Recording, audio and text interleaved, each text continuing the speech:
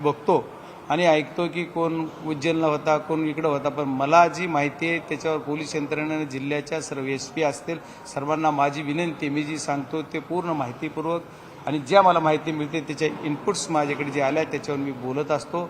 तर ज्या दिवशी 11 तारखेला हा गुन्हा मर्डरचा नोंद झाला त्या दिवशी हा आरोपी जो काल शरण आलाय तो उज्जैनहून परळीकडे जात होता. म्हणजे 12 तारखेला तो परळीत होता आणि माझी 11 तारखेला ज्या दिवशी खंडणीचा गुन्हा 11 तारखेला झाला आणि मर्डरचा 9 तारखेला झाला.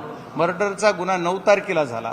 10 तारखेला 11 तारखेला मी अमित भाई शहांची भेट घेतली आणि 11 तारखेला खंडणीचा गुन्हा झाला. तर खंडणीचा गुन्हा ज्या दिवशी झाला त्या दिवशी हा आरोपी परळीतच होता आणि त्याच्यानंतर 12 तारखेला जिम्मेदारीने सांगतो पोलीस यंत्रणा का झाकवती म्हणजे का लपवती का माहीत नाहीये, पण 12 तारखेला मला असं कळतंय की पोलीस यंत्रणेची ह्या आरोपीची भेट झाली. ज्या नेत्यांसोबत हे काम करतात त्या नेत्यांच्या ऑफिसला, तरी पण पोलीस यंत्रणेनं त्यांना का अटक केली नाही आणि ते ऑफिसमध्येच पोलीस बसले नाही, बाहेरची बाहेर सेल्फ मारून हा आरोपी कुठे गेला तर एका नेत्याच्या फार्म हाऊसवर गेला असं कळालेली माहिती आहे. खरी खोटी पोलीसला माहीत असू शकते. मग त्या फार्म हाऊसला गेल्यावर नेत्यांची पण भेट झाली असेल, मग सगळ्यांची भेट झाली. त्याच्यानंतर 15 तारखेला शपथविधी मंत्रिमंडळाचा झाला त्या दिवशी हा आरोपी नागपूरमध्ये होता हे बऱ्याच जणांनी सांगितले, आपण पण सांगितलं, कोणी सभागृहात सांगितलं. मग त्याला 15 तारखेला पण अटक केली नाही आणि त्याच्यानंतर तो मध्य प्रदेशल्या पाचमंडी या इथल्या जंगलामध्ये जे देवस्थान पण आहे तिथं गेला असावा असा अंदाज आहे आणि काही माध्यमांनी तुमच्या सांगितलंय. पण आणि खात्रीशीर मी सांगतोय, मला याला काही पुरावे पाहिजे असतील तर ती थोडेफार मागं पुढे होईल, पण त्याचे पुरावे सुद्धा सापडतील. पचमंडीहून तो आरोपी पुण्यात आला, पुण्याहून तो आरोपी गोव्याला गेला, गोव्याहून कर्नाटक पुण्यात येतो. मग ज्यावेळेस पचमंडीहून पुण्यात गेला त्यावेळेस कुठं राहिला, मग ह्या पोलिसाला कळालं नाही का? त्याच्यानंतर तो गोव्याला गेला तरी कुणाला कळालं नाही का? गोव्यातून कर्नाटकातून पुण्यात आला तरी कुणाला कळलं नाही का? आणि ही पोलीस यंत्रणा काय करत होती? त्याच्यापेक्षा वाईट या गोष्टीचं वाटतंय की त्यांनी ज्या 12 वाजता डिक्लेअर केलं की मी आता काय करणार, शरण येणार आहे आणि स्वतःहून हजर होणार आहे. ठीक आहे, मान्य, शरण होणार. मी आता दिल्लीत आहे, मी जर आता इथं डिक्लेअर केलं की मी आता पोलिसांच्या ताब्यात जाणार आहे, तर मी इथं माझ्याजवळ 500 माणसं जमले कसे, 100 माणसं जमले कसे? म्हणजे याचा अर्थ या 100 माणसांना सुद्धा माहीत होतं की ते कुठं आहे आणि कुठं फिरतोय. मग तो 22 दिवस का हजर झाला नाही ही संशयाचा मार्ग याच्यातून निघला पाहिजे. याच्यात आम्हाला संशय येतो की हा आरोपी कुणाकुणाच्या संपर्कात होता हे पण पोलीस यंत्रणेने काढलं पाहिजे. एवढंच नाही तर आमच्या महाराष्ट्र राज्याचे उपमुख्यमंत्री आदरणीय अजितदादा पवार साहेब ज्या दिवशी आमच्या संतोषांना देशमुख यांच्या कुटुंबाला भेट द्यायला सांतवून आले, आम्ही सकाळी तिथून भेट देऊन गेलतो पवार साहेबांनी. त्याच्यानंतर ज्या दिवशी ते आले, शनिवारी 16 तारीख होती बहुतेक, 16 तारखेला शनिवारी, त्या दिवशी त्यांच्या ताफ्यामध्ये असणारी गाडी जी होती त्याच गाडीमध्ये हा आरोपी तिथं जाऊन सलेंडर होतो. याचा अर्थ काय? त्या दौऱ्यामध्ये तिथं मस्साजोगला ही गाडी अवेलेबल होती आणि त्याच गाडीमध्ये हा आरोपी बसून तिथं जाऊन शरणागती देतोय. आणि त्या ज्या गाडीच्या मालक, आता गाडी कुणाच्या नावावर रिसर्च केलं नाही मी, पण ती ज्या गाडी जो मालक जी गाडी वापरतोय त्यालाच तुमच्या मीडियाने विचारलं ही गाडी, ह्या गाडीत आला का? ते मला नाही आला. अरे ही गाडी तुझीच आहे, तोच तिथं होता, तो सुद्धा तिथं होता. मग याला सुद्धा सह आरोपी करणार का? जर कुणी ह्यांनी जर पळवीला मागे केला असेल तर ही गाडी तिथं होती, या आरोपीला ह्याला सुद्धा सह आरोपी केला पाहिजे. आज माझ्या केस तालुक्यातले बरेच लोक यांच्या संपर्कात नसणारे सुद्धा फरार आहेत. मग यांना आणखी आरोपी का केलं नाही? मग ह्या आरोपींनी एवढ्या दिवस एवढं फिरत राहून एवढं चक्र, एवढं कोण कोण याच्या संबंधित होतं, कोण कोण याच्या ताब्यात होतं, कुणाकुणाच्या संपर्कात होता हे आणखी कळालं नाही. आणि मला एक म्हणायचं की एवढ्या दिवस मग पोलिसांचं किती कर्तव्य दक्ष, आमच्या मुंबई पोलिसांचा, महाराष्ट्र पोलिसांचा माझ्या लहानपणापासून मला अभिमान वाटतोय. एवढे चांगले पोलीस असताना त्यांच्यावर कोण दबाव टाकते की पोलिसांना ही का आरोपी पकडता आला नाही? एवढंच नाही, CIDकडे तपास दिला, CIDची यंत्रणा सगळी त्याच्यामध्येच आहे. मग CIDचे ज्या तपास यंत्रणा काम करतायत त्यांचं सुद्धा कौतुक केलं पाहिजे, पोलीस यंत्रणेचं कौतुक केलं पाहिजे. पण जो आरोपी शरण येतोय तुम्हाला सापडत नाही, तुमच्या पुण्यातच फिरतोय. माझा दुसरा प्रश्न असा आहे प्रशासनाला आपल्या माध्यमातून, या आरोपी ज्या गाडीतून आला, जिथे व्हिडिओ शूट झाला, ज्या ठिकाणी व्हिडिओ शूट झाला, व्हिडिओ संपताना बघा तो आरोपी कसा वागतो. मग तिथं जी आरोपी तो जिथं होता ते कुठं होता, कुणाच्या घरात होता? आणि त्याची तपासणी तुम्ही करणार का? त्या घराची तपासणी का करणार नाही की ज्या घरामध्ये तो आरोपी होता त्या आरोपीला तिथं ते घर कुणाचं होतं त्यांना तपासलं पाहिजे. मग ज्यांच्या घरात आरोपी आहे त्याच संघटनेचे लोक काय आंदोलनात ते म्हणजे आमच्या विरोधात आंदोलन करण्यासाठी पाठिंबा देतात. मग यांच्याशी काय संबंध आहे यांचा? हे खंडणीखोर जे सगळे आहेत त्या खंडणीखोरांचा संबंध कुठं कुठं जुळतोय हे सुद्धा बघितलं पाहिजे. आणि मग ह्या आरोपीची चौकशी, गाडीत एवढे दिवस त्या आरोपीसोबत कोण होतं? एकटा आरोपी ड्रायव्हिंग करत फिरत होता का? याच्यासोबत कोण होतं याचा तपास झाला पाहिजे. पहिल्या दिवसापासून आरोपीवर गुन्हा 11 तारखेला झाला तेव्हापासून त्यांनी शरण येईपर्यंत त्याच्यासोबत कोण कोण आलं, कोण कोण होतं, पोलीस त्यांचा गार्ड कधी सोडलं, त्यानं कधी सोडलं, कुठं सोडलं, आणि शेवट शरण येईपर्यंत सोबत कोण होते, एवढे लोक कसे आले, मग यांना कोणी सांगितलं? बरं ठीक आहे, जाऊ देत, एवढं झालं तरी आम्ही मान्य करू. तुम्ही आता परत केजला येत आहे. केजचं कोर्ट संध्याकाळी चालू केलंय तुम्ही सगळे यंत्रणेनं सांगून हे करून मला कोर्ट तुम्हाला प्रेझेंट करायचे कोर्टामध्ये. तर त्या दिवशी सुद्धा पुण्याहून केजपर्यंत येऊनचा जो अंतर आहे, कुठून येत होते, काय लाईव्ह देत होते का सीआयडी म्हणजे आमची कुणा कसं होत होतं की कसं कळत होतं की ज्यावेळेस आरोपी केजला यायचे त्यावेळेस दहशत निर्माण करायचा प्रयत्न केला. तिथं पोलीस बळाचा वापर करावा लागला एसपी साहेबांना, आणि तिथं पोलीस बळ वापरावं लागलं. तिथं जवळ 1500 लोक आणि बाहेरच्या गाड्या म्हणजे फार काय काय करून एवढे पोरं तिथं आले. त्याचं कारण काय? आता आरोपी म्हणून आले, कोर्टात देतील. तुम्ही एवढ्या मोठेपणानं जर शरण आलाय तर ठीक आहे ना, कायद्याचं तुम्ही कायद्याचं पूर्ण पालन करायचं म्हणताय, तर मग असं का? जे तपास सुरू होता, जेव्हा आरोपीवरती गुन्हा दाखल झाला, त्या आरोपीला मदत करणारे लोकांवरती देखील कारवाई व्हावी का? झालीच पाहिजे.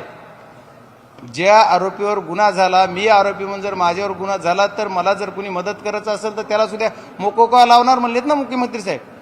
मुख्यमंत्री साहेब जर मोकोका लावता म्हणते तर मग यांना सगळे आले ना त्याच्यात, ही गँगवरच असणार ना सगळे, तर त्यांना सुद्धा झालंच पाहिजे. आणि जी सगळे लोक समर्थनासाठी आले, तर कुठल्या एखाद्या नेतृत्वाचं समर्थन होतं, एखाद्या विजयी मिरवणूक होती. आमचा माणूस जीवांशी मेलाय, त्याला तुम्ही टॉर्चर करू मारलंय, आणि त्याच्यात तुम्ही आनंद उत्सव करताय कोर्टात आलेल्या तुमच्या माणसाचा. त्याच्यासाठी 1000 माणसं बोलवताय, आणि तिथं येतात रात्री 11 वाजता 12 वाजेपर्यंत. तिथं आमच्या इथं पोलीस बळाचा वापर करावा लागतोय. रात्री 12ला 1ला गाव शांत आहे, गावामध्ये अशांतता पसरायचं काम का केलं गेलं, हे सुद्धा माझा प्रश्न. काल बघितलं की पोलीस स्टेशनमध्ये 5 नवीन पलंग आणले. काय वाटतंय की आरोपीची सरबराई सुरू आहे? नाही, आता 5 नवीन पलंग आले हे मला माहित नाही. काय मीडियाला पण प्रिंट मीडियाला बघितलंय, पण ते मला वाटतं ते आरोपी आता खेज पोलीस स्टेशनला नाही येत असं कळतंय मला, की ते बीड पोलीस स्टेशनला नेलेत. आणि बीड पोलीस स्टेशनला काय होते, पहिले ती गेवराईला नेलेत अशी माहिती आहे. आता कितपत खरी खोटी काय मी काय त्यांना फोन करत नाही, मी माहिती घ्यायचा प्रयत्न करत नाही, कारण पोलीस यंत्रणा एक लोकप्रतिनिधी, जिल्ह्याचा प्रमुख लोकप्रतिनिधी आहे. मी जर कोणाला फोन केला तर आम्ही काहीतरी प्रेशर देतो किंवा काहीतरी करतो, असं होऊ नये आमच्यावर अलिगेशन, म्हणून मी कुणाला फोन करत नाही. जर कुणाचा फोन आला तर तेवढी जी असेल ती माहिती किंवा मला जी माहिती आली ती मी एसपी साहेबांना सांगायचा प्रयत्न करतोय. या प्रकरणात लहान आकाला मोठ्या आकाला वाचवण्यासाठी लहान आकाचा एन्काउंटर होऊ शकतो असं विजय वडेट्टीवारांनी म्हटलेलं आहे. त्यांची माहिती जी असेल ती त्यांना माहिती असेल. मला तसं त्याच्या बाबतीत मी काय बोलावं असं आदरणीय वडेट्टीवार साहेब बोलले त्याच्यावर मी काय बोलणार नाही. पण खरा अक्का काय बक्का काय जे असेल ती हाच आहे. वरचं खालचं नंतर ह्यांचीच सगळं हे आहे. त्याच्यामुळं जे सगळ्या गोष्टी आहेत ते कुणाला वाचवायचं, कुणी ह्याच्यात मुख्यमंत्री महोदयांनी सांगितलं मी कुणाला वाचवणार नाही. परत पुन्हा काल 24 तारखेच्या GRच्या संघाने काल GR निघलाय SIT स्थापनेचं. बघितलं का आपण सगळ्यांनी? 11 नाही 7 लोकांची SIT आहे. म्हटलेलं आहे फासावर लटकवणं ही आमची जबाबदारी आहे. कोणी म्हटलंय? धनंजय मुंडेंनी म्हटलंय. आणि मी पकडल्यावर ना हे विरोध करणाऱ्यांनाच विचारा असं म्हणताय. विरोध काय कशाला विरोध करणाऱ्याला विचारा? मी पालकमंत्री का नसावं? आम्ही पालकमंत्री, तुमच्या पालकमंत्री काळामध्ये किती गुन्हे झाले, किती खंडण्या झाल्या, किती काय झालं ही सगळ्या जनतेला माहीत असल्यामुळे लोक एखाद्या वेळेस नको म्हणत असतील. आम्ही कोण पालकमंत्री करावा हा सरकारचा विषय, तिन्ही पक्षाचा विषय. आम्हाला काय ताई काय भाऊ काय आम्हाला काय फरक नाही. आमचं तर म्हणणं आहे जिल्ह्याच्या बाहेरचं, मी तर म्हणतो अजितदादांनीच घ्यावा असं 10 वेळेस म्हणलोय मी पालकमंत्रीपद. आणि काय त्यांना काय फरक पडायला आहे? त्यांना जर वाटत असेल तर त्यांचेच नेते पालकमंत्री आहेत, काय फरक पडणार त्यांना? पण मला कालच्या SITवर बोलायचं आहे की काल जी SIT महाराष्ट्र शासनानं जी केली 1 जानेवारीचा जो आहे GR, त्याच्यामध्ये लोक जी घेतले ती 9 लोक आहेत त्याच्यामध्ये. हा? बसवराज तेलींच्या नेतृत्वाखाली. हो, तेली 1 ते 10वी असतील आणि हे सगळे 9 लोक घेतलेत. हे सगळे लोक ज्यांच्या आशीर्वादानं मलिदेच्या पदावर बसलेले आहेत त्यांनाच त्याच्यात घेतलं. याचं रहस्य काय? जर एसआयटी नेमायची तर जिल्ह्याच्या बाहेरचे घ्या ना. मागच्या काळामध्ये ज्यांना बघा एलसीबीला कुणाची पोस्टिंग होते? एलसीबीला पोस्टिंग कोण करताय? एवढं बक्षीस देऊन बसविलेले चांगल्या पदावरले माणसं तेच घेतलेत. मग ते तपास काय करणार? ज्यांनी त्या पदावर बसविलेत त्याचीच चौकशी अधिकारी करणार. किती चांगला मार्ग आहे हो. म्हणजे तुमचा विश्वास नाही आहे SIT नाही, एसआयटीवर माझ्या बघा तेली या नावच्या अधिकाऱ्यांविषयी मला काही बोलण्याचा नैतिकता वाटत नाही, कारण मला त्यांचा अभ्यास नाही.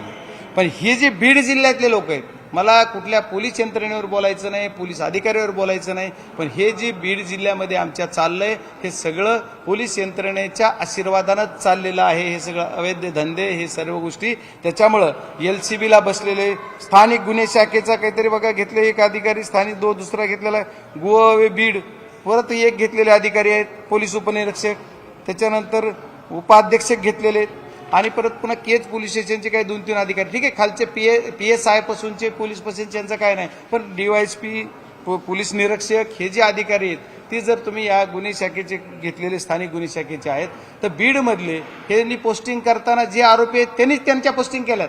पालकमंत्र्यांना सांगून, सरकारला सांगून तेच सगळं बघत होते ना. मग त्यांची चौकशी ह्यांनीच करायची.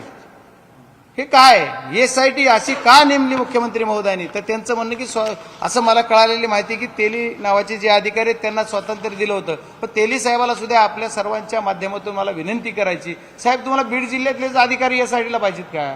मग बीड जिल्ह्याचा विकास कराल. बीड जिल्ह्याचे SP जे आता जॉईन झालेत ते सुद्धा मला वाटतं असं म्हणतात की मला यंत्रणा म्हणजे पोलीसचे काही अधिकारी बदलून द्या तर मला व्यवस्थित काम करता येईल. आता तुम्ही तर ह्याच्यात हेच घेतलेत. मग SIT ह्याच्यासाठीच आदरणीय धनंजय मुंडे साहेबांची CM साहेबांची भेट होती आणि भेट झाली की दुसऱ्या मिनिटात दुसऱ्या दिवशी तो आरोपी शरण जातो आणि SIT दुसऱ्या दिवशी येते. म्हणजे काय प्रकार आहे यार? SIT CID झालं, सुदर्शन गुन्हे सापडत नाही अजून. नाही, आता हा जो तपास आहे आजच्या क्षणापर्यंत, आता मी फ्लॅटमध्ये होतो त्यातल्या 2-4 तासातला मला नाही सांगता यायचं, पण मला सकाळपर्यंत रात्रीपर्यंत जी माहिती आहे ती हा तपास SIT काल नेमली, पण त्याच्या अगोदर सगळा CIDकडेच आहे. आता ही दोन्ही संस्था तपास करणार आहेत का काय करणार ह्याच्यावर क्लिअरिफिकेशन कुठे मीडियानं तर दिलं नाही. मीडियाला कोणी पोलीस यंत्रणेने दिलंय का? माझ्या बघण्यात नाही, माझ्या ऐकण्यात नाही असेल तर तुम्ही सांगू शकता. मग ही SIT जी नेमली ते या SITचं काय काम आहे आणि तुमच्या CIDचं काय काम आहे? तर CID तपास करते. CIDला आणखी 3 गुन्हेगार सापडले नाहीत. मेन आरोपी जी आहे 302 किंवा काय नवीन जो कलम आलेला आहे मर्डरचं जी किंवा खुनाचं जे नवीन कलम आहे त्या कलमामध्ये हे 7 आरोपी, 7 मधले 4 पकडलेले आहेत आणि हा जो आरोपी आहे ते 3 सापडले नाहीत. आणि याच्यात जो मास्टर माइंड आहे ज्याच्या खंडणीतून हा खून झालेला आहे त्याच्यामध्ये याला या गुन्ह्यामध्ये खुनाच्या आरोपामध्ये ऍड झाला पाहिजे हा आरोपी, ही आमची मागणी आहे. त्याच्याशिवाय आम्ही शांत बसणार नाही. कारण मी मागच्या काही दिवसापूर्वी सांगितलं की जर आरोपीला अटक झाली नाही तर 2 तारखेला माझा निर्णय मी डिक्लेअर करणार, सगळ्यांशी चर्चा करून की मी पुढचं पाऊल काय उचलणार. पण आज एक आरोपी अटक झालेला असल्यामुळं आणि पुढच्या 2-3 दिवसाची आणखी काल गावकऱ्यांनी जलसमाधीचा जो विषय गावामध्ये जाऊन पाहण्यासाठी केला, त्या जलसमाधीमध्ये सुद्धा काल पोलीस यंत्रणेच्या SP साहेबांनी बीडच्या सांगितलेलं की मी तुम्हाला एक 8 दिवस मला द्या, तर ते गावाच्या सर्वांच्या वतीनं आणखी त्यांना जवळपास 8 दिवसाचा अवधी दिलेला आहे. या 8 दिवसात ते मी म्हणतो 8 दिवस लागतात कशाला? तुम्ही 4 दिवसात हे आरोपी पकडले पाहिजेत. नाही जर पकडले तर मी स्वतः सुद्धा वेगळ्या पद्धतीनं उपोषणाचा मार्ग अवलंबणार आहे. या सर्व गोष्टी करत असताना माझी एकच मागणी आहे आज पण सर्व सरकारला, आदरणीय देवेंद्र फडणवीस साहेबाला, साहेब तुम्ही SIT नेमली पण SITमध्ये बीडचेच पोलीस घेतले, त्याच्यावर बीडच्या जनतेला समाधान नाहीये आणि बीडची जनता त्याच्यावर भरोसा ठेवणार नाहीये.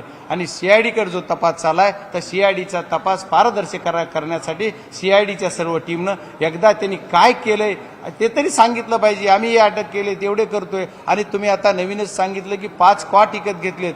जर आरोपीला कॉट दिले जात असतील, बाहेरून जेवण दिलं असेल, देत असाल तर मग तुमचं काय पारदर्शकपणा बघायचं आहे? मग तुम्ही देताय का नाही मला माहित नाही, पण माध्यमांनीच मला विचारलंय आता कॉट दिले, जेवण दिले तर मग काय करायचं? बजरंगजी, एक सगळ्यात महत्वाचा मुद्दा हा आहे की अजून किती पारदर्शक पाहिजे. जेव्हा आरोपीला अटक होणार असते तेव्हा सगळे त्याचे कार्यकर्ते पुण्यात दाखल होतात. सीआयडीला माहिती नसतं पण लोकांना माहिती होतं. अजून किती पारदर्शकपणा पाहिजे तुम्हाला? नाही आता याच्यापेक्षा काय, आता आम्हाला राहिलेल्या लोकांना आम्ही जे बोलतो त्यांना गोळ्या घालायचंच राहिले. अरे तुम्ही जर असं करत असाल तर आमचं तरी काय, आमचं जे जगणं सुद्धा मुश्किल होऊन जाईल. लोकप्रतिनिधी सुद्धा जगणं मुश्किल आहे. कारण पारदर्शकवर आज पोलीस यंत्रणेनं आम्हाला अभिमान वाटावा. आमच्या लहानपणापासून आमच्या महाराष्ट्र पोलिसावर आमचा एवढा आम्हाला अभिमान वाटावा एवढं काम पोलीस करतायत. दिल्लीपर्यंत देशाला अभिमान वाटावा असं काम करतायत. आणि काय झालं तर ही एकच सापडत नाही. का सापडत नाही? मग याच्यात काय दोष आहे? याच्यात सगळे जे कॉल डिटेल्स बघा म्हणून सांगितले, कुणाला फोन आले, ठीक आहे कुणालाही जाऊ दे, ज्याला जेवढ्याला फोन गेले ते का गेला तुला फोन आणि कशासाठी आला एवढंच बघा वर्षभराचं. और ही जी अधिकारी त्या अधिकाऱ्याने एकातात घ्या. सीआयडी जी आम्ही मालिकेत सीआयडी बघतो ती जर खरी सीआयडी आपली असेल तर सीआयडीनं ती एकेकाला घ्या ना एकेका रूममध्ये, विचारा अधिकाऱ्याला तू कसं काम केलं इथं, ते नक्की सांगेल खरं. आणि आता सीएसआयडी मध्ये तेच अधिकारी घेत आहे. मग काय करायचं? अहो एवढंच नाही तर परवा एक विषय तुम्हाला सांगायचा आणखी बघा, माझ्याकडे फाईल आहे, आता मी महाराष्ट्राच्या यांना देतोय पत्र. गणेश मुंडे नावाचा एक पी आहे, ज्याला की येरमाळा गाव आपल्या धाराशिव जिल्ह्यामध्ये आहे, तिथं त्याला अँटी करप्शन झालं त्याच्यावर. आणि त्याच्यानंतर त्याची पोस्टिंग बीडला झाली गेली. बीडहून त्याची पोस्टिंग मागच्या महिन्यामध्येच काय किंवा मागं काहीतरी जुलैमध्ये वगैरे याला झाली गेली नळदुर्गला. 6च महिने तो उचलला आणि परत गेवरायला आला 3 डिसेंबरला. 3 डिसेंबर असं काय? तिथं बरं येऊ तर द्या, पण तिथं जागाच नाही, एकही रिक्त जागा नाही. अतिरिक्त माणूस तिथं बसवलाय. मग कुणाच्या आशीर्वादाने बसवला? आणि या गणेश मुंडेवर यांचं प्रेम का? हा गणेश मुंडे तर हे आरोपीला पळवायला नव्हता. हा सुद्धा तपास झाला पाहिजे. गणेश मुंडे सुद्धा या आरोपीला तपासायला पळवायला असू शकतो असा माझा अंदाज आहे. आणि मी पहिल्या वारंवार बोलतोय, लोकसभेची निवडणूक झाली तेव्हापासून बोलतोय, धैपळे नावाच्या पीआय संदर काहीच करत नाही प्रशासन. आता एसपी साहेबाला मी सांगितलंय, एसपी साहेब म्हणले मी लवकरात लवकर त्याच्यावर निर्णय घेणार आहे. जी कोणाचे अधिकारी असतील त्यांची मला थोडं शिट्ट होऊ द्या, मला बघू द्या. एसपी साहेबांनी शब्द दिला, एसपी साहेब नक्की चांगलं काम करतील असं वाटतं. धनंजय मुंडे यांचा दावा आहे की आरोपींवर फासावर चढवणं हाच आमचा प्रयत्न आहे असं ते सांगतात. बरोबरच हेही सांगतात की मी मंत्री म्हणून प्रकरणावर तपासावर दबाव येऊ नये म्हणून सीआयडी आणि एसआयटी जीआयटी नाही. मग हा जो त्यांनी नेमली नाही, मुख्यमंत्री महोदयांनी नेमलेली आहे. मग हा आरोपी जो आज शरण आलेला आहे, हा आरोपी तुम्हाला गुन्हा दाखल झाल्याच्या नंतर भेटला का? नाही भेटला का? मग त्याचं काय झालं? आता तुम्ही सांगता की आम्ही लवकर करणार, मग तुम्ही करा ना. आम्ही कुठं म्हणतो की तुम्ही मंत्री म्हणून चांगलं काम करा, तुम्ही चांगलं करा. आम्ही आपल्या लोकांनी ऍक्सेप्ट केलंच नाही तुम्हाला. मागचे 5 वर्ष बीड जिल्ह्यानं कौतुक केलंय, माझे सहित तुमच्या सगळ्यांना उदं केलेलं आहे सगळे, असं कुठं नाही म्हणतो आम्ही. पण तुम्ही त्या पद्धतीने जर काम केलं असतं तर बीड जिल्ह्यातल्या दहशत आहे, आज घाबरतेत प्रत्येक जण. तुम्ही सांगा, आज दमानिया ताईंनी पण त्या दिवशी सांगितलं मला एवढे मेसेजेस येतात, एवढे लोक बोलतात, पण माझं नाव पडू देऊ नका म्हणतात. म्हणजे याचा अर्थ काय? कुणालाही तुम्ही अजितदादाला सुद्धा 100 निवेदन गेले असतील, 100 मेसेज गेले असतील, मुख्यमंत्र्याला 1000 गेले असतील. यांच्याच पक्षातले आमदार बोलतात, लोकप्रतिनिधी बोलतात, भारतीय जनता पार्टीचे आमदार बोलतात. परत आमच्या पक्षाचा आमदार तर आम्ही विरोधात आहेत, आमचं ठीक आहे आम्ही बोलतोच, पण एवढे सगळे जर तुमच्या विरोधात बोलते तर मग तुम्ही किती पारदर्शक? हे काय म्हणतात? आमची मागणी नाही एकट्याची, ही मागणी सर्वांची सार्वजनिक मागणी झाली की हे सर्वजण म्हणतात की यांना जर मंत्रिमंडळात हे राहिले, उद्या हे पालकमंत्री राहिले तर तपास योग्य होणार नाही, असं प्रकाशदादा सोळुंखे म्हणले, त्यांचेच आमदार आहेत. बरं त्याच्यानंतर ही दोन्ही भाजपचे आमदार म्हणले, सुरेश दसांना दररोज बोलतायत. आम्ही विरोधी पक्षाचे म्हणून आम्ही बोलतोय, असं नाही तर सत्तेतले आदरणीय फडणवीस साहेबांच्या अतिजवळचे आहेत. फक्त भेटाय कोण गेलं नाही तिथं त्या सांत्वनपूर, तुम्ही पालकमंत्री मंत्री आहात, मंत्री म्हणून तुम्ही भेटायच गेलं नाही तिथं. सांत्वन तर करा, फक्त आमचा माणूस आहे याच्यासाठी तुम्ही सांत्वन करत नाहीत का? तुम्ही सांत्वनला का गेला नाही? गरीबाचा तुम्ही जर एखादा वारसपुत्र असा, मग तुम्ही मंत्री झाल्यावर तुम्ही करायचं ना. मंत्री झाल्यावर तुम्ही परळीला येता, बीडला येता, सांत्वन पण भेटीला जात नाहीत. आता तुम्ही 1 महिना उलटून गेला आणि तुम्ही म्हणतात असं करायचं. ही मला वाटतंय की ह्या दृष्टिकोनात मला त्यांना प्रतिप्रश्न करायचा नाही, त्यांना काही बोलायचं नाही. माझं म्हणणं आहे की त्यांनी या प्रकरणामध्ये जास्त काही न करता त्यांनी जे करायचं ते अधिकाऱ्याला खुलाम करू द्यावा, एवढीच माझी त्यांच्याकडून अपेक्षा आहे माफक बीड जिल्ह्याच्या वतीनं. सुदर्शन गुले हा याच्यामध्ये एक मुख्य आरोपी आहे. याच्या अगोदर देखील त्याच्यावरती गुन्हे दाखल झाले होते. तो नेपाळला गेला होता, तिकडनं त्याला अटक झाली आणि आता पुन्हा एकदा तो नेपाळकडे गेल्याचं कळतंय, त्याला अटक झालेली नाहीये. तर अगोदरच याच्यावरती जर नियंत्रण ठेवलं असतं, पोलिसांनी काम केलं असतं तरी घडलं नसतं. बघा आमच्याकडे असेच आता जो आरोपी शरण आलाय त्याच्यावर सुद्धा 307चा गुन्हा होता. 307चा गुन्हा दाखल झाल्यानंतर पोलिसाबरोबर 6 महिने 4 महिने त्यांनी डील केली आणि 307 कसं गायब झाले पण त्याच्यावरलं कलम तीच कळत नाही. कसं कमी झालं 307च्या गुन्ह्यातून का काय झालंय? मग 307चा गुन्हा यांच्यावर आहेच. मग याच्यावर असे किती एक नाही आरोपी, असे गुंड तयार करायचं काम या गेल्या 5 वर्षात झालंय आणि बीड जिल्ह्यामध्ये 1000 गुंड तयार केलेत आणि बीड जिल्हा हा गुंडांचा जिल्हा करायचं काम या सगळ्या फक्त राख माफिया, वाळू माफिया आणि गुटखा माफिया फक्त पैसा अर्थकारणातून झालंय आणि हे पैसे कुणाला लागतात? सर्वसाधारण लोकांना. या कुठल्या जातीचा धर्माचा हा विषयच नाही, विषय फक्त ह्या प्रवृत्तीचा आहे. या प्रवृत्तीमध्ये माणसं ओढले गेलेत आणि मुलं किती 20, 22, 25 वर्षाच्या आतले सगळे हो. सगळ्या मुलांना फार जी मी पिक्चरमध्ये जसं आपण बघतो की गुंडाचं प्रशिक्षण देणे, गुंड तशी दहशत तसंच पद्धत आहे. अशा पद्धतीनं जर झालं तर कसं होणार? याच पद्धतीचा भाग प्रत्येक वेळेस बीड जिल्ह्यामध्ये बोगस वोटिंग होतं, त्याला सपोर्ट अधिकारी करतात. ही जिम्मेदारी मी सांगितलं, वारंवार सांगितलंय. मग तिथले तुम्ही कलेक्टरच्या पासून जी सगळी यंत्रणा आहे सगळी मॅनेजड यंत्रणा आहे. मग ही यंत्रणा मुख्यमंत्री महोदयांनी कधी बदलणार? 1 महिना झाला आम्ही पार बीड जिल्हा साफ झाल्यावर सगळे मेलेवर कामही पार आमचे आणखी कुणा दुसरा एखादा कुणी संतोषांना देशमुख व्हायची वाट लवकर बघायला. काल एक बीडमध्ये आणखी एक जणांचं किडनॅपिंग झालं, त्याच्या पायात कुलूप ठोकलं गेलं. ती केस तालुक्यातच माझ्या घडलं गेलं. त्या पोरानं असं बाईटमध्ये बोललेलं मी ऐकलंय. मला पण फोन आला होता की सांगितलं की मला पोलीस स्टेशनमधून गाडी आली. मग पोलीस स्टेशनच्या सीसीटीव्हीत का कळालं नाही? मग त्याच्यावर गुन्हा काय झाला? काल मी परत रात्री नाही, मला काल फोन आला त्यावेळेस मी तिथल्या PIला सांगितलं की असा माणूस किडनॅपिंग झालाय, असं काहीतरी त्यांनी व्हिडिओ पण करून टाकलेला आहे. आणि त्यांनी मला पण माझ्या PAना फोन केला, PA कडून मी फोन मला आला, मी त्यांना फोन लावला. तर काय ते नंबरवर तर त्याच्यावर मला असं कळालं गेलं की हे म्हणला की मला सकाळी 5:30 का 5ला उचललं गेलं तिथून आणि तिथून उचलून मला आणखी 2,07,000 घेतले आणि 3 लाखाची मागणी घेतली. खरं खोटं पोलिसांनी तपासावं. हे 2 समाजातले 2 व्यक्ती आहेत. मग ते सामाजिक समीकरण याच्यामुळे कसं राहील? मग ही कुठल्या तरी व्यवसायातून झालं म्हणलं जाते, कुठं काय झालं? मग अशा जर घटना घडत गेल्या ते अत्यंत चुकीच्या होत्या. ती जर थांबवायचं असेल तर मुख्यमंत्री महोदयांनी नुसतं आश्वासन देऊन नाही तर त्याला कृतीत आणावं लागेल. आणि मंत्री महोदयांनी सगळे आता तुमची सत्ता आली, 237 झालेत, सगळं झालेत, आणखी होत काय व्हायची ती वाढवत तुमचे काय हो. पण आमच्या जिल्ह्यात शांतता प्रस्थापित करा आणि बीड जिल्ह्यामधली कायदा व सुव्यवस्था जी ढासळलेली ती पुनश्च एकदा पुनर्पदावर आणून पुनश्च प्रस्थापित करा चांगल्या पद्धतीची, एवढीच माझी विनंती. काल एक राष्ट्रवादीच्या नेत्यांनी असं म्हटलेलं कळतंय की धनंजय मुंडे यांच्यावरती कारवाई केली असती तर केली गेली तर एक समाज नाराज होऊ शकतो असं त्यांचं म्हणणं आहे. आणि धनंजय मुंडेंनी हे प्रकरण व्यवस्थित हाताळलं नाही म्हणून त्यांनी नाराजी देखील व्यक्त केल्याचं समजतं. मला आता हे काही खात्रीलायक माहीत नाही काय कुणाची नाराजी व्यक्त केली. मग नाराजी व्यक्त केली एका नेत्यानं तर त्यांच्या हातात असेल तर त्यांनी काय करायचं तो निर्णय घ्यावा ना. आणि सामाजिक दृष्ट्या समाजाचं दडपण असायला काय दुसऱ्या त्या समाजाचे दुसरे माणसं नाहीत का मंत्रिमंडळात? प्रतिनिधी करतात ना, भरपूर करते. त्याला असं थोडंच असते. खरंच जर तुम्हाला पारदर्शकपणा करायचा आहे आणि खरंच तुम्हाला समाजाचं तुम्हाला असा बोलणारा नेता मला वाटत नाही समाजाचं प्रेशर घेणार असेल कुठल्या. असं थोडंच असते. समाजावर काम करणार आहे, जी काम करतो जो चांगल्या पद्धतीनं काम करेल त्याच्या गुणवत्ता ठरवली पाहिजे. जातीपातीवर राजकारणाची गुणवत्ता ठरवली नाही पाहिजे. आणि जातीपातीच्या समीकरणावर जर राजकारण कुणी करत असेल तर ते मला वाटतं ती योग्य ठरणार नाही. तुम्ही प्रवासाचा उल्लेख केला, मध्य प्रदेश, गोवा, पुणे या सगळ्या. तुम्ही SP सोबत पण बोललात, तुमच्याकडे इनपुट्स पण आहेत. तर मग हे प्रवासाचे इनपुट्स आरोपीच्या तुम्ही SPना दिले? नाही, मला तुमच्या माध्यमातून जी काल कळायला गेलं की असा काहीतरी माध्यमात मी जेवढं बघितलं वाहिनीला की ह्या इथून इथं गेला तिथून तिथं गेला, त्याच्यानंतर मला जे इनपुट्स आले तेवढे मला जेवढे होते इनपुट्स तेवढे मी SP साहेबांना कानावर घातले. पण SP साहेबाकडे तो तपास नाहीये, तो तपास आहे CIDकडे. तर CIDला देण्यासाठी मी CIDच्या कुठल्या अधिकाऱ्याच्या संपर्कात नाही, कुणाच्या नाही. मला वाटलं यांनी काय काय करतात काय तरी मला जे आलंय ते आता CIDला बोलण्यापेक्षा माध्यमाशी बोलतो. आणि माझी विनंती आहे CIDला सुद्धा की जे ते पारदर्शक करायचं तर खुल्लं बोला. एकदा प्रेस नोट द्या दररोज. तुम्ही काय केलं, उद्या काय करणार सांगू नका. तुम्ही काय केलं आतापर्यंत ते सांगा ना.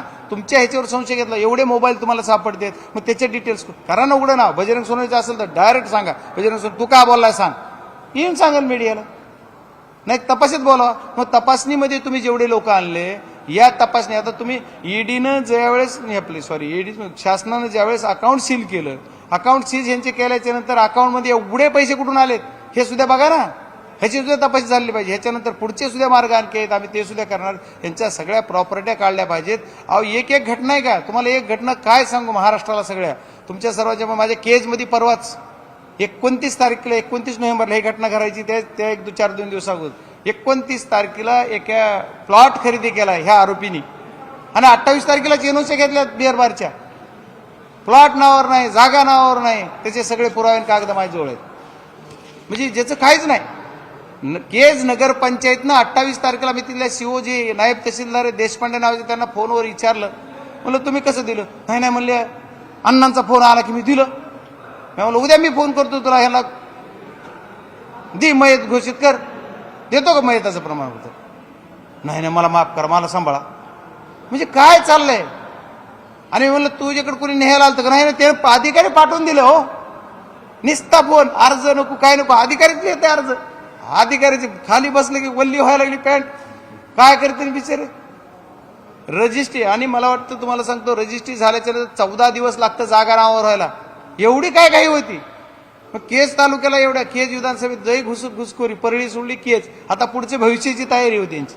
आम्हाला केजला यायचं उभं राहायचं, त्याच्यासाठी सर्व समाज बांधव एकत्र करा आणि छटा. मग तिथं प्रॉपर्टी घ्या, तिथं दारू करा, मटका करा, त्याच्याशिवाय कुठं दहशत केल्याशिवाय काय होणार? आमच्या गोरगर, आणि आम्हाला त्याचीच भीती आहे की आमच्या केजपर्यंत ही लोन नको. तुमच्या परळीत जे चाललं होतं तिथे बीड जिल्ह्याचा लोकप्रतिनिधी म्हणून मला म्हणताच येत नाही. परळी सुद्धा माझ्या जिल्ह्याचा अविभाज्य घटक आहे, पण परळीत चाललं होतं हीच आम्हाला बघवत नव्हतं. आता केजपर्यंत तुम्ही आलात, त्याच्यासाठी आम्हाला खूप वाईट वाटतं. पंकजा मुंडे या सगळ्या प्रकरणामध्ये धनंजय मुंडे यांच्या सोबत वाटतात की नाराज आहेत म्हणून बोलत नाही? आता एक ग्लास मध्ये पाणी घेतलं तर त्याच्यात पाणी आहे का शराब आहे कलरून ओळखायला येत नाही, कारण ती पाण्यासारखं दिसतंय. त्याच्यामुळे आता त्यांचा रंग कसा तपासावा मला काय त्याचा रंग कळत नाही. त्यांनी माध्यमाशी बोलल्या तर कळल की त्यांची भूमिका कुणासोबत आहे. सत्यवादी बरोबर आहे का असत्याबरोबर आहे? मी कसं सांगू त्यांच्याबरोबर? त्यांचं मत कसं? अंतर्ज्ञानी मशीन नाही निघालेली आणखी मला कळाली नाही, त्याच्यामुळे मी त्यांच्यावर काय बोलावं. पण त्यांनी पण तिथं भेट दिलेली नाही. आणि त्या मारेकऱ्यासाठी त्यांनी सुद्धा ठाम म्हणलं पाहिजे. मंत्री आहेत ना, त्यांनी सुद्धा जी चुकलाय त्याला शिक्षा करा. पंकजाताई तुम्ही सुद्धा तुमच्या काळापासून तुम्ही सुद्धा म्हणलं पाहिजे ना एकदा. पंकजाताई सुद्धा म्हणत नाही. पण तुम्हाला असं वाटतं पंकजाताईंनी भूमिका घेतली तर त्यांच्यावरती दबाव येऊ शकतो वगैरे असं काही? बघा, दबाव प्रत्येकावर येतो. दबाव मानसिक दबाव कुणावर असतो, कुणाचा स्वतःच्या जीवाला कोण किती घाबरते, स्वतःच्या राजकारणाला कोण किती घाबरते, हा सुद्धा विषय येतो. दबाव म्हणजे काय? आमची दबावाचं काय, कोण काय दबाव, प्रत्येकावर दबाव येणार. कुठला कशाचा येणार, कुणाचा पदाचा येणार, कुणाचा राजकीय येणार, कुणाला समाजाचा येणार, कुणाला आणखी काय येणार. याच्यासाठी आपण जी नीतिमान म्हणून आपण जगतोय.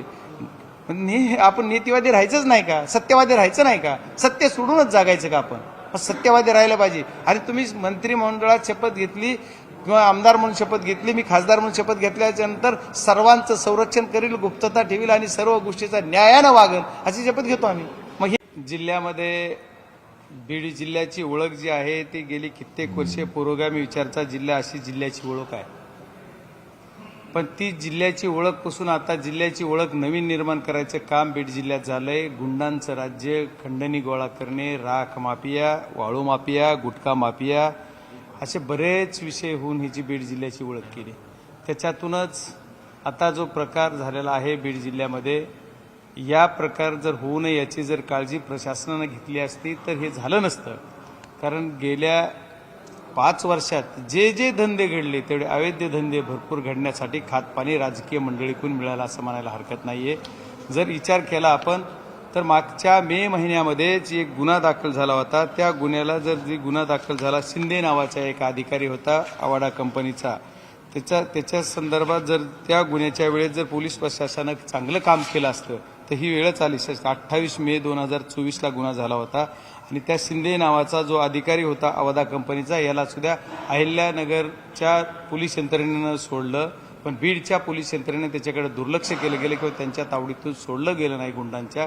हाच प्रकार परत पुन्हा जी घडला गेला तो परत एकदा खंडणीखोरांनी खंडणी मागितली, अशा प्रकारचे बरेच प्रकार घडले. आणि त्याच्यातून 6 डिसेंबरला आमच्या मस्साजोग या गावी, मस्साजोगच्या अवाडा कंपनीच्या जे ऑफिस आहे किंवा त्यांनी जी कंपाऊंड करून तिथं ऑफिस तयार केलं आहे तिथं खंडणी मागणारी जी लोक आहेत हे काही खंडणीखोराचे गुंड गेले आणि त्या गुंडांनी तिथल्या वॉचमॅनला मारणे तिथल्या अधिकाऱ्याला मारायचा हित्तो ठेवून जायचं काम केलं आणि त्यांनी तिथं ज्यावेळेस या गुंडांना प्रतिकार करायचा विषय घेतला तिथल्या एका वॉचमॅननी सोनवणे नावाच्या तर त्याला मारलं गेलं त्याच्यावर भरपूर मारामारी झाली त्याच्यात गावच्या सरपंच जी संतोष अण्णा देशमुख होते यांना फोन आला आणि फोनच्या आधारावर ते तिथे गेले त्यांनी भांडणं सोडवासोडीचा प्रयत्न केला आणि त्यांनी पण तिथं थोडीफार मारामारी धक्काबुक्की झाली याच्यातून पोलीस स्टेशनला गुन्हा दाखल करण्यासाठी हे जी वॉचमॅन होता तो वॉचमॅन अट्रॅसिटीचा गुन्हा कारण त्यांना जातीवाचक शिव्या दिल्या ही त्या शेजारच्याच गावच्या असल्यामुळे कुठल्या जातीचा कोण आहे हे माहीत होतं त्याच्यामुळे असा अट्रॅसिटीचा गुन्हा दाखल करून घ्या आणि आमच्यावर मारामारीचा हे गुन्हा दाखल करून घ्यायला पोलिसांना सांगितलं पोलिसांनी वेळीच लक्ष न दिल्यामुळे थातूर मातूर काहीतरी एक गुन्हा दाखल केला आणि गुन्हा दाखल करून त्यांना लवकरात लवकर पोलिसांनी सोडलं ही सगळी हिस्ट्री आहे मागची पण हे सोडल्याच्या नंतर दुसऱ्या दिवशी त्या लोकांना तिसऱ्या दिवशी बोलवलं गेलं 11 तारखेला एक 2-4 घंट्यामध्ये त्यांचं जामीन झाली त्यांना सोडून दिलं गेलं आणि त्याच्याबरोबर PSI सुद्धा स्वतः होते आणि ते सर्व प्रकार मागे सर्व माध्यमाला सर्वांना माहीत आहे याच्यातून त्यांना उचललं गेलं किडनॅपिंग झालं मर्डर झाला आणि मर्डर करून सुद्धा यांच्यावर काहीच फरक पडत नव्हता यांची दहशत काय त्यांनी मर्डर असा का केला असं का केलं ते त्यांचं असं होतं की आमच्या कामामध्ये खंडणी गोळा करायच्या जर का कुणी काही अडथळा आणला तर त्याला आम्ही कसं मारतो असा पद्धतीने याला असं एवढं टॉर्चर करू मारायचं काम केलं आणि हे जी मारलेलं आहे या आदरणीय संतोष अण्णा देशमुख यांना खूप वाईट पद्धतीनं मारलं आणि त्याचं फक्त दहशत निर्माण करणे हा त्यांचा उद्देश होता आणि याच्यानंतर आम्ही ज्यावेळेस 10 तारखेला अमितभाई शहा यांची भेट घेतली आणि 11 तारखेला मी अमितभाई शहा यांची भेट घेतली आणि 11 तारखेला माझी सकाळी भेट झाल्याच्या नंतर परत तिथली परिस्थिती सगळी सांगितली त्यांनी सर्व गोष्टी ऐकून घेतल्या आणि आदेशित पण सर्वांना करतो आणि मी याच्यात लक्ष घालतो असा शब्द दिला त्याच्या पद्धतीनं मग परत 11 तारखेला खंडणीखोर जी आता आरोपी आहेत 3 जे एक आरोपी त्याच्यातला आज सध्या प्राथमिक दृष्ट्या दोन्हीकडे आहे तोही त्याला अटक झालेली दुसरा जो 1 नंबरचा खंडणीतला आरोपी आहे त्याला काल परवा त्यांनी शरण येऊन झाले तसं जे सांगितलेलं आहे आणखी एक आरोपी त्याच्यातलाही फरार आहे पण या मर्डरमध्ये जे 7 आरोपी होते 7 आरोपीमधले 14 जण अटक झालेत आणि आता राहिलेले आणखी 3 आरोपी सापडत नाहीत पण ज्या दिवशी 11 तारखेला हा गुन्हा नोंद झाला त्याच्यानंतर 11 तारखेला गुन्हा नोंद झाला 10 तारखेला गुन्हा नोंद झाला त्यावेळेस पोलीस यंत्रणा आणि तुमच्या माध्यमातून काही बातम्या मी बघतो आणि ऐकतो की कोण उज्जैनला होता कोण इकडं होता पण मला जी माहिती आहे त्याच्यावर पोलीस यंत्रणेने जिल्ह्याच्या सर्व SP असतील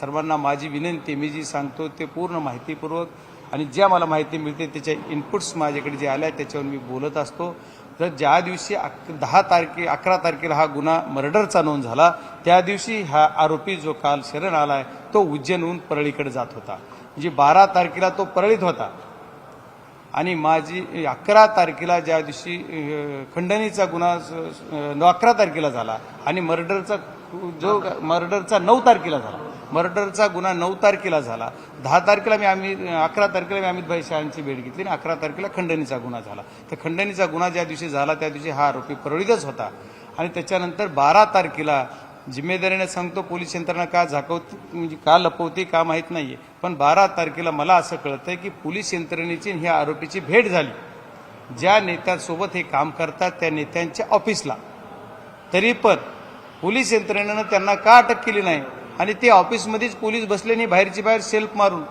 हा आरोपी कुठे गेला तर एका नेत्याच्या फार्म हाऊसवर गेला असं कळालेली माहिती आहे खरी खोटी पोलीसला माहीत असू शकते मग त्या फार्म हाऊसला गेल्यावर नेत्यांची पण भेट झाली असेल मग सगळ्यांची भेट झाली त्याच्यानंतर 15 तारखेला शपथविधी मंत्रिमंडळाचा झाला त्या दिवशी हा आरोपी नागपूरमध्ये होता बऱ्याच जणांनी सांगितलं आपण पण सांगितलं कुणी सभागृहात सांगितलं मग त्याला 15 तारखेला पण अटक केली नाही आणि त्याच्यानंतर तो मध्य प्रदेशल्या पाचमंडी या इथल्या जंगलामध्ये जे देवस्थान पण आहे तिथं गेला असावा असा अंदाज आहे आणि काही माध्यमांनी तुमच्या सांगितलंय पण आणि खात्रीशीर मी सांगतोय मला याला काही पुरावे पाहिजे असतील तर ती थोडेफार मागं पुढे होईल पण त्याचे पुरावे सुद्धा सापडतील पचमंडीहून तो आरोपी पुण्यात आला पुण्याहून तो आरोपी गोव्याला गेला गोव्याहून कर्नाटक पुण्यात येतो मग ज्यावेळेस पचमंडी पुण्यात गेला त्यावेळेस कुठं राहिला मग ह्या पोलिसाला कळालं नाही का त्याच्यानंतर तो गोव्याला गेला तरी कुणाला कळालं नाही का गोव्यातून कर्नाटकातून पुण्यात आला तरी कुणाला कळलं नाही का आणि ही पोलीस यंत्रणा काय करत होती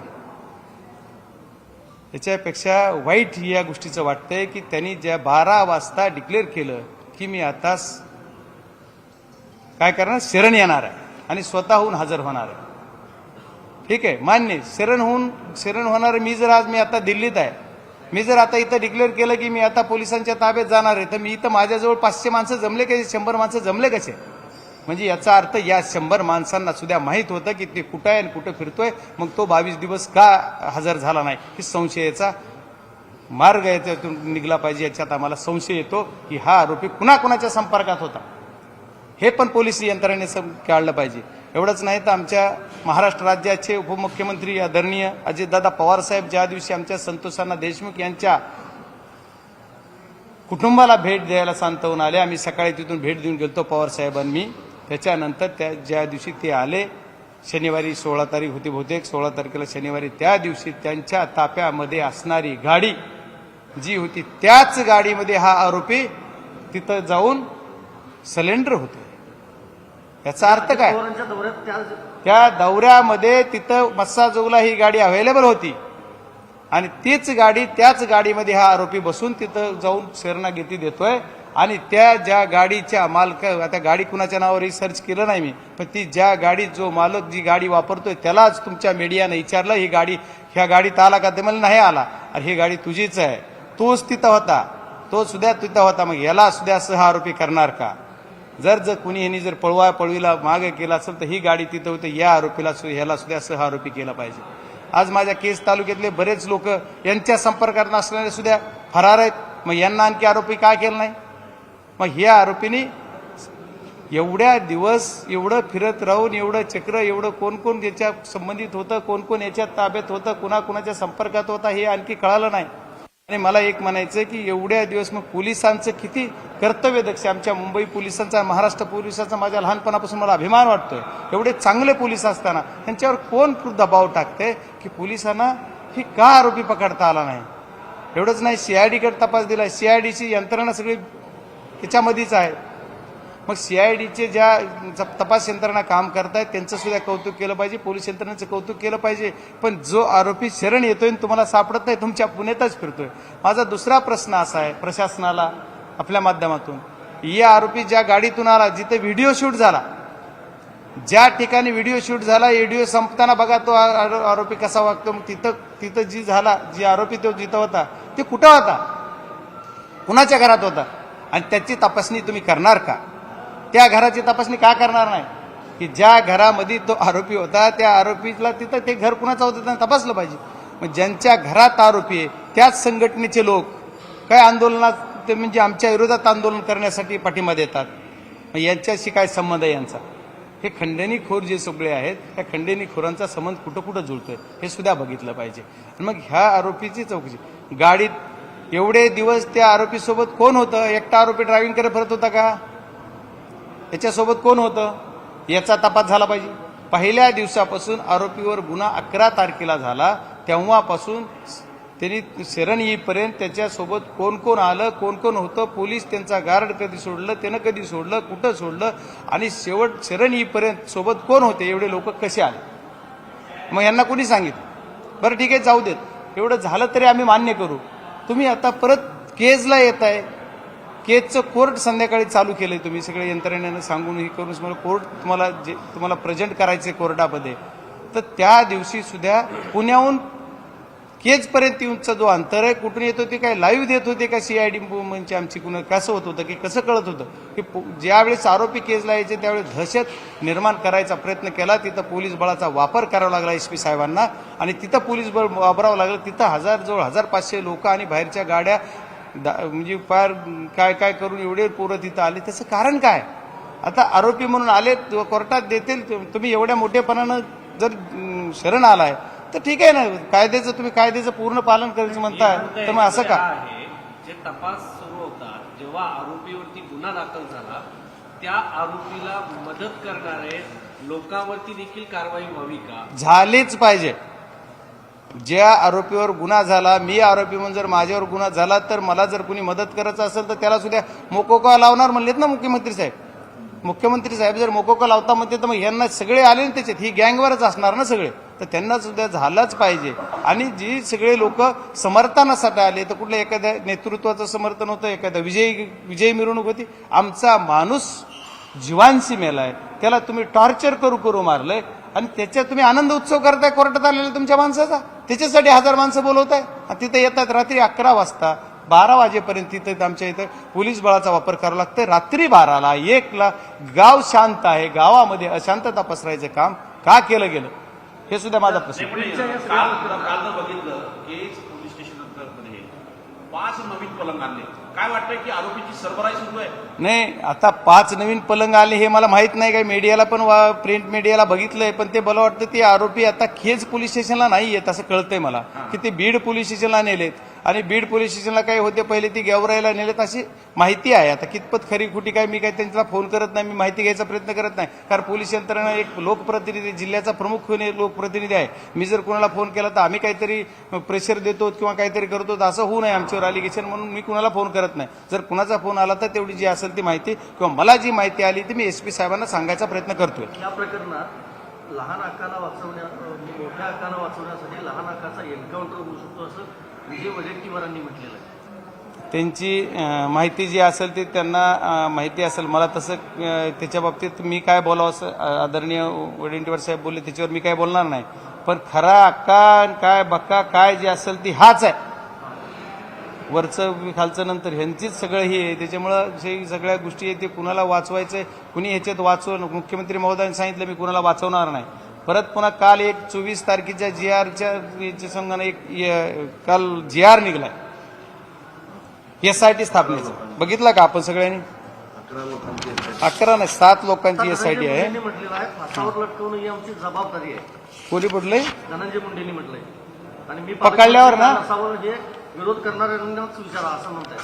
विरोध काय कशाला विरोध करणाऱ्याला विचारा. मी पालकमंत्री का नसावं?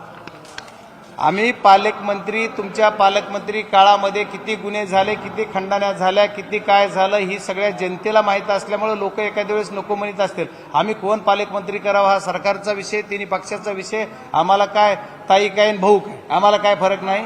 आमचं तर म्हणणं आहे जिल्ह्याच्या बाहेरचं. मी तर म्हणतो अजितदादांनीच घ्यावा असं 10 वेळेस म्हणलोय मी पालकमंत्रीपद. आणि काय त्यांना काय फरक पडायला आहे? त्यांना जर वाटत असेल तर त्यांचेच नेते पालकमंत्री आहेत, काय फरक पडणार त्यांना. पण मला कालच्या SITवर बोलायचं आहे की काल जी SIT महाराष्ट्र शासनानं जी केली 1 जानेवारीचा जो जी आहे GR त्याच्यामध्ये लोक जी घेतले ती 9 लोक आहेत त्याच्यामध्ये. बसवराज तेलींच्या नेतृत्वाखाली हो, तेली 1 ते 10वी असतील आणि हे सगळे 9 लोक घेतलेत. हे सगळे लोक ज्यांच्या आशीर्वादानं मलिदेच्या पदावर बसलेले आहेत त्यांनाच त्याच्यात घेतलं. याचं रहस्य काय?